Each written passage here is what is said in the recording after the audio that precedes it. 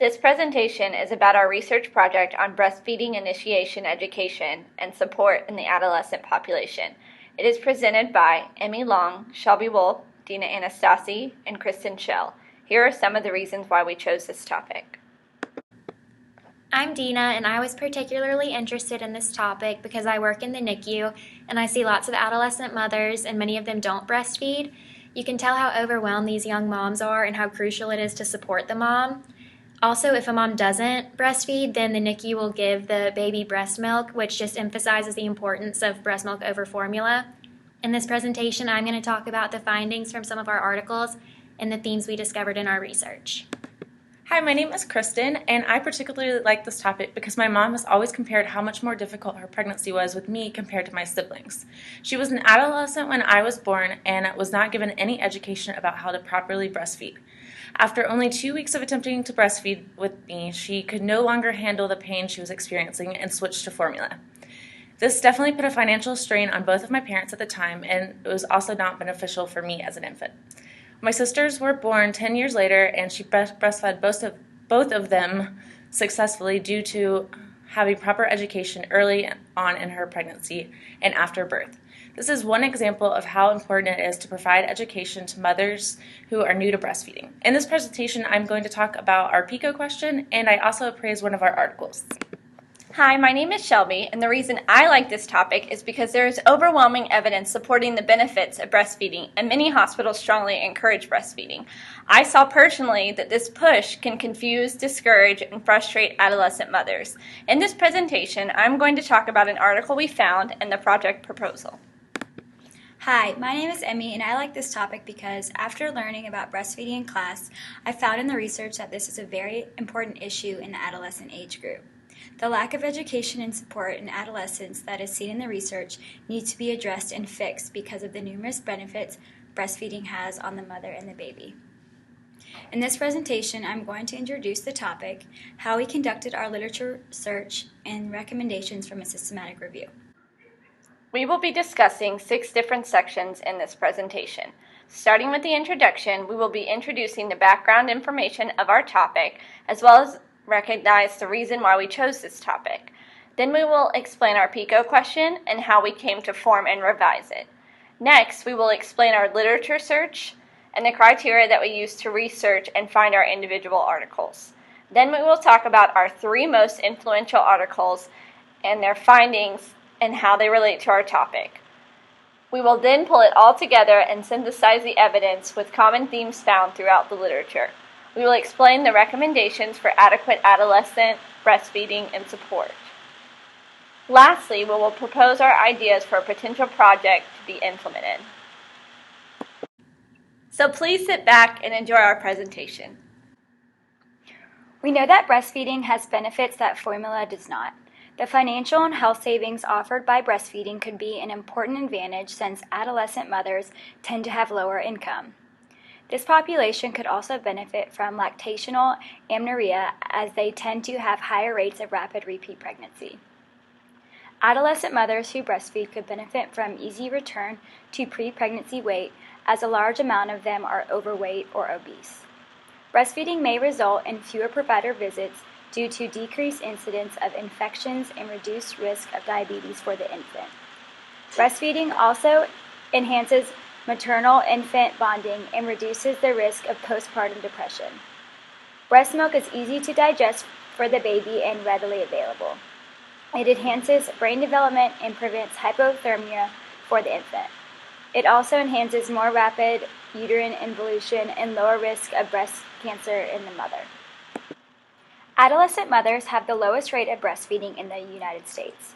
The Healthy People 2020 goal for breastfeeding is to increase the amount of infants who are ever breastfed to 82% and also increase the proportion of infants who are breastfed exclusively for 3 months to 46%. Among adolescents, these rates are significantly lower. Only 60% of infants born to an adolescent are ever breastfed, and infants of adolescents that are breastfed exclusively for 3 months is only at 18%. This disparity between adolescents and adults is especially important because more than 400,000 babies are born to teenagers in the U.S. every year. It is unfortunate that adolescents initiate and continue breastfeeding at rates lower than adult women. Healthcare providers can improve these breastfeeding rates through the social support they offer adolescent mothers as they initiate breastfeeding. National data suggests that 60% of women less than 20 years old initiate breastfeeding, compared with almost 80% of women over 30. In addition, only 20% of young women are still breastfeeding at 6 months, compared to 50% of older women. Current interventions are targeted more toward adult mothers rather than adolescent mothers. There's also limited data available for designing interventions specifically intended for adolescents. Approaches uniquely designed to target adolescent mothers are particularly important because their transition into parenthood is often unlike the transition experienced by adult mothers. These younger mothers require different types of support as they tend to juggle parental and romantic relationships, struggles with self-esteem and self-image, and attempts to reintegrate into their peer groups and educational settings. Researchers have identified that adolescents need informational, instrumental, emotional, and appraisal support from both healthcare providers and their families and friends in order to successfully breastfeed. And lastly, adolescents tend to have many barriers in regards to breastfeeding. Pain during breastfeeding and difficulties latching on are the two most prevalent barriers to adolescent breastfeeding. Other barriers include fatigue, lack of milk supply, medical conditions, embarrassment related to breastfeeding outside the home and returning to school or work. Parents and family members may provide pressure to stop breastfeeding, which is why they should especially be included in breastfeeding education. I will go into more detail with the barriers later in the presentation. At the start of our search, a well-defined population was not established yet. Therefore, during the research process, an abundance of indirectly related articles were surfaced. At this point, we decided to narrow our search by limiting our population search to adolescent mothers specifically. To keep the project on target and to avoid spending a lot of time searching for and shifting through a large number of citations, a PICO question was used to formulate a focused project question, as opposed to a very broad or vague one. A PICO question addresses population, intervention, comparison, outcome, and time. P is for population, and R, population, is adolescent mothers. I is for intervention, and our intervention is age-specific breastfeeding support and education.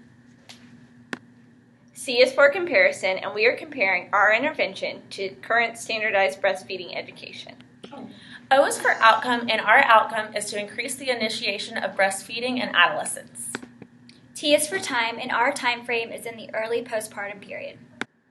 When we began our literature search, we were surprised at how few articles were targeted specifically toward adolescents and breastfeeding. There are many articles about breastfeeding benefits and education, but few articles addressed our target population of adolescents. In order to find the best and most relevant articles, we had to limit our search to articles published within the past 5 years, articles that had full text access, and at least one of the authors had to be an RN. Here's an example of our articles in the literature search table. As you can see, we searched CINAHL and started out broad using terms such as breastfeeding and adolescent, and then we eventually got more specific and included education and interventions.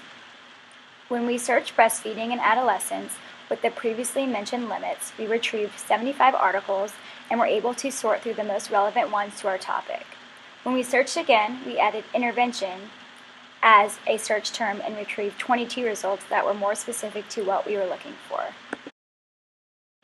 The following slides show our process of how we found our articles. Starting on the Mercer Library page, we all had access with our login information. We scrolled down on the home page and clicked the link to Databases A to Z, shown by the red arrow. This page then pops up with a list of subjects to choose from specific to the area of interest. From there, we scrolled down and chose nursing, obviously the best one, shown by the red arrow. From there, we all chose the CINAHL EBSCO database, shown by the red arrow. This is the homepage that pops up when we click this specific database. From there, we scroll down and chose specific limitations in our search. Highlighted by the red arrows, the limits were full text articles conducted within the past 5 years and has a nurse as an author. Then, at the top of the page is where you can type in key terms. There's multiple spots to add many different ones, as shown with the red arrows. Here is the findings table for the article titled Adolescents' Needs for Nurses' Support When Initiating Breastfeeding. The purpose of this study was to explore the support needs of adolescent mothers as they initiate breastfeeding. During this study, 2 methods were used. A psychometric scale was used to determine the perception of support as described by the adolescent mother. 2 open-ended questions were asked to the adolescents. What other things did the nurse do that helped you breastfeed your baby? Was there anything that you wish the nurse would have done to help you breastfeed the baby for the first time? Data in this study supported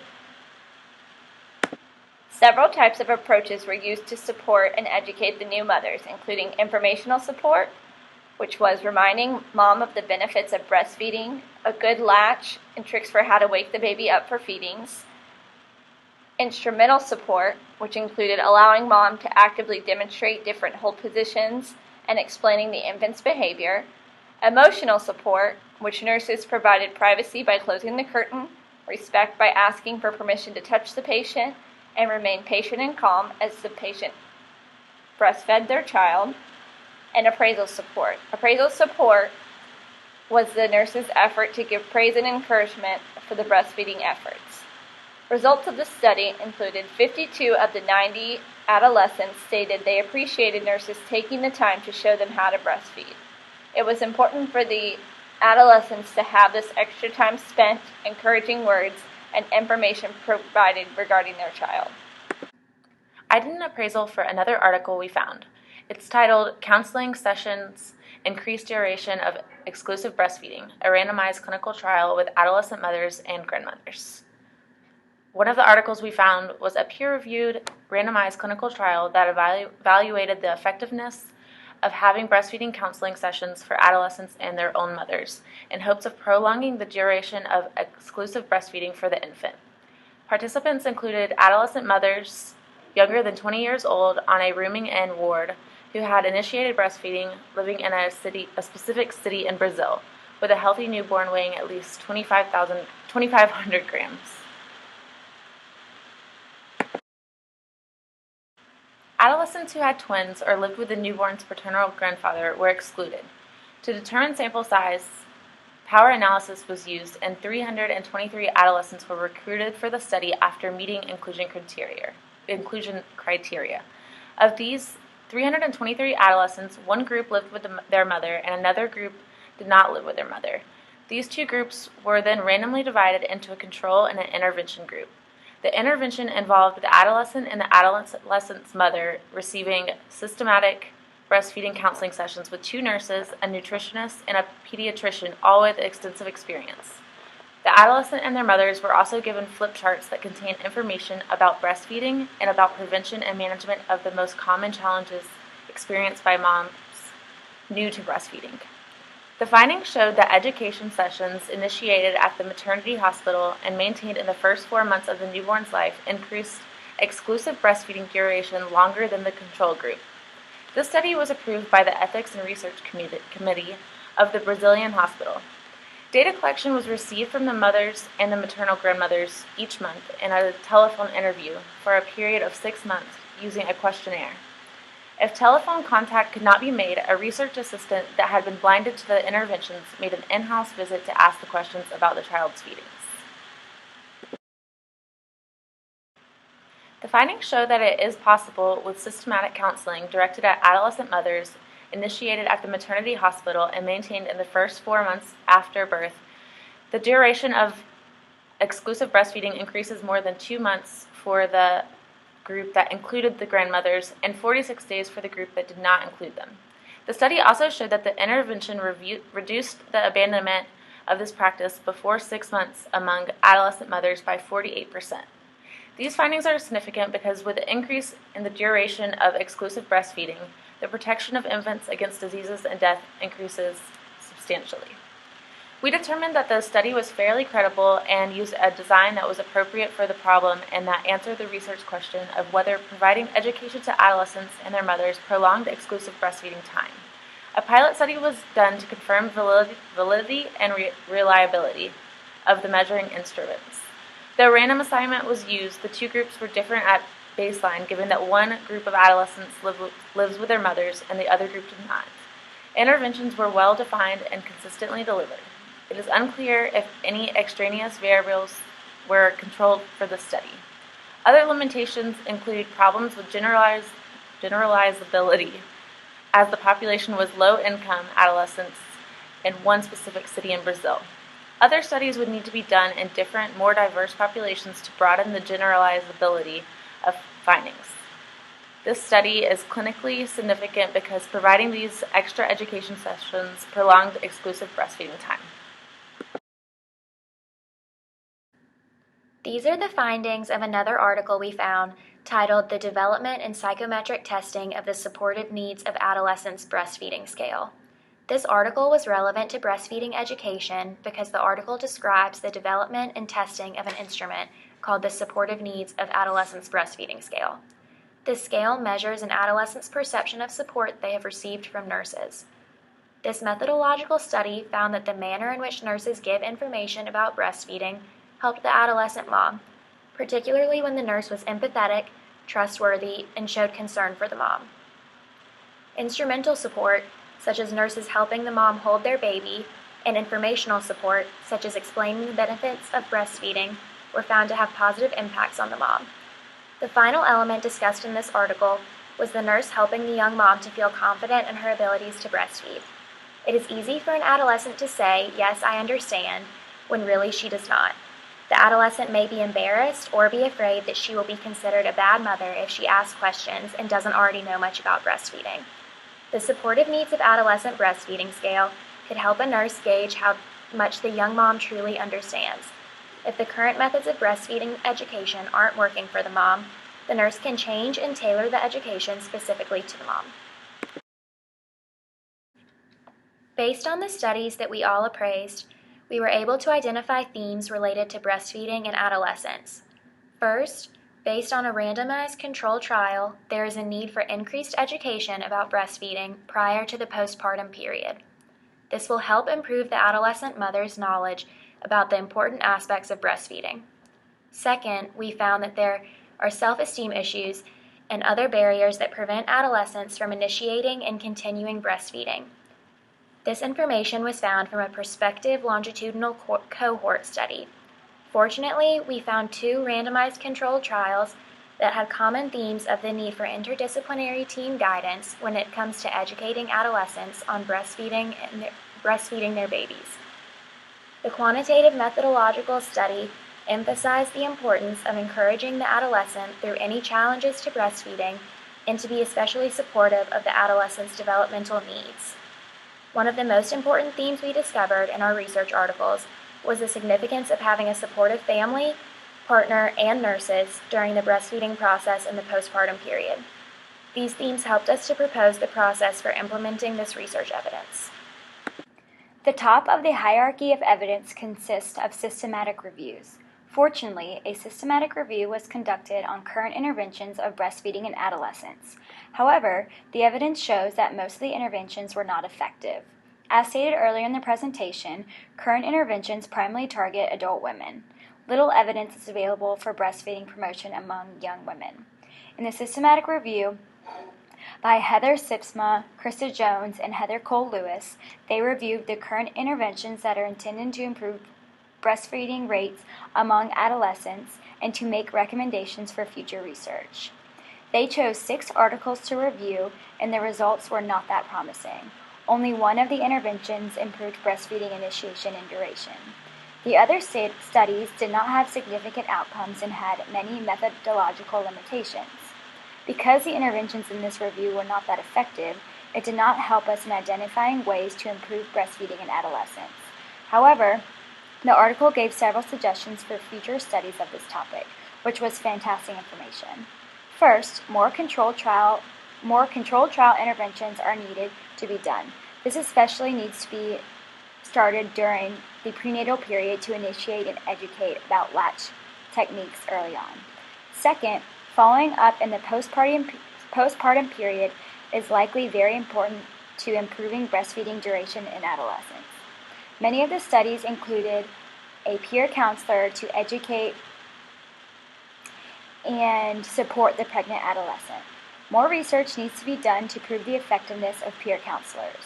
The peer counselor characteristics need to be addressed as well, such as the appropriate age and how long they breastfed their babies, and if they need to be formally trained prior to contact with the adolescent. Next, the article suggested that the current interventions need to be less resource intensive and more generalizable to the adolescent population. They suggested using text messaging or social media strategies for breastfeeding promotion. This is because adolescents rely heavily on these ways of getting information and communicating. Next, they recommend that future research should be theoretically driven to address the barriers and benefits of breastfeeding to encourage the behavior among adolescents.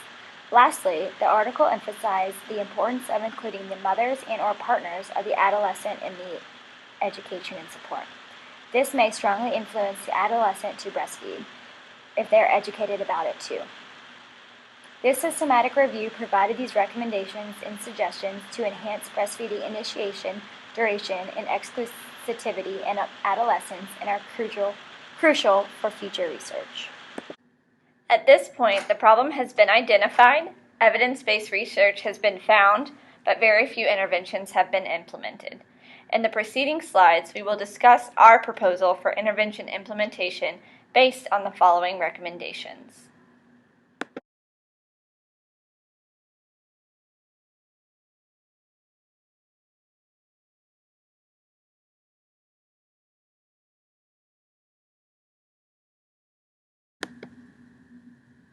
I will now explain how the information will then be disseminated amongst nursing staff, patients, and their family members.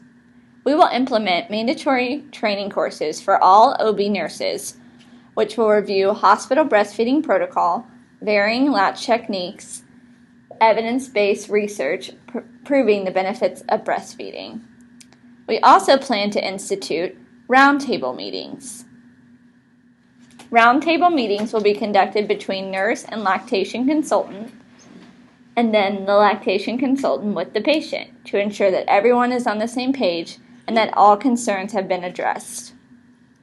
We will provide pamphlets and other literature will be written in lay terms to provide education to patients and family members. They will discuss the basics of breast health, and breast milk will be mentioned, as well as what to expect throughout the pregnancy, physical breast changes, and signs of complication once breastfeeding.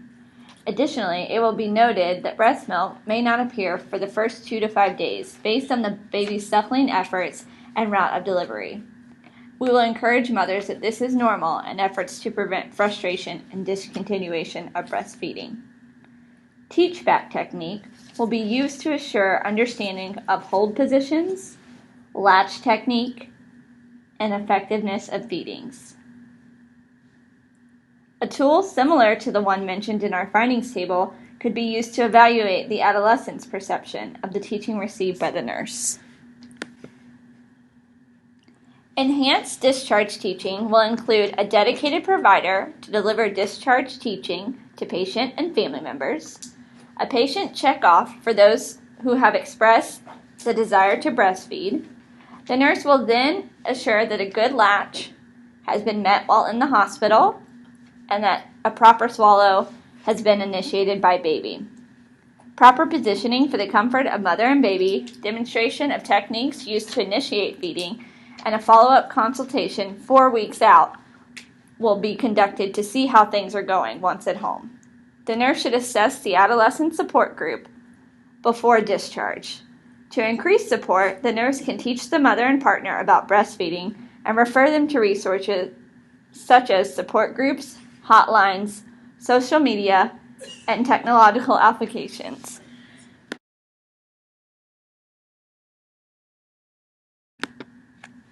Overall, this presentation took you through our process of brainstorming a topic, narrowing the topic, researching and appraising the literature, extracting the findings, synthesizing the evidence, and proposing a project for implementation based on the evidence.